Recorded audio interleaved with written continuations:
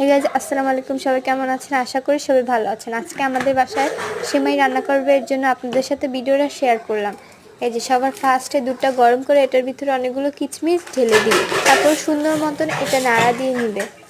এই যে নাড়তেই থাকবে, তাহলে কিচমিচটা হালকা সিদ্ধ হবে আর মজা লাগবে। এই যে সবগুলো কিচমিচ দেখেন, এগুলো ফুলে উঠবে। তাহলে এই যে দুধটা বলক চলে আসছে, পুরাটা দুধে এই যে এইভাবে আনতে হবে। তারপর এটার ভিতরে আমরা চিনি দিয়ে দিব পরিমাণ মতো।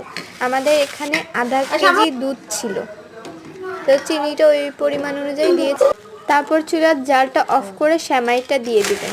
এই যে আমাদের আধা কেজি দুধের সাথে 1 পা সেমাই দিয়েছিল। এই যে দেখেন, সবগুলো সেমাই হাত দিয়ে আলতো আলতো করে ছেড়ে চেপে চেপে দিচ্ছিল। এই যে সবগুলো কিন্তু দেওয়া শেষ, এই যে দেখেন উপর থেকে দেখাচ্ছি। তারপর উপর দিয়ে আমরা কিছু কিচমিচ, আপনাদের বাসায় বাদাম থাকলে, কাজু বাদাম থাকলে আপনারা কাজু বাদামও দিতে পারেন, কিন্তু আমাদের বাসায় ছিল না।